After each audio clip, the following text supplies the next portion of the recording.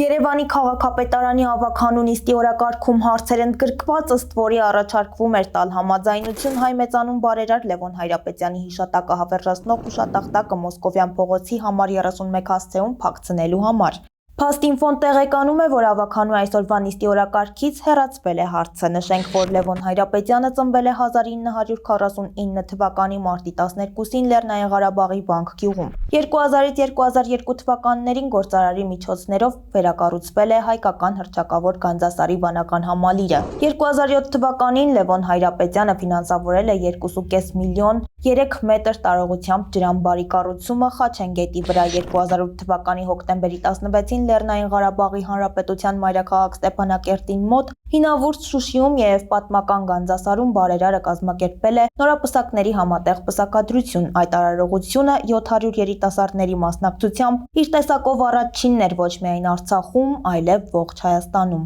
Մեծ հարսանիքի օրը 200 զույգ պսակադրվել է Գանձասարի վանքում։ Մի քանի ժամ անց եւս 500 զույգ պսակադրվել է Շուշիի Ղազանչեցոց եկեղեցում։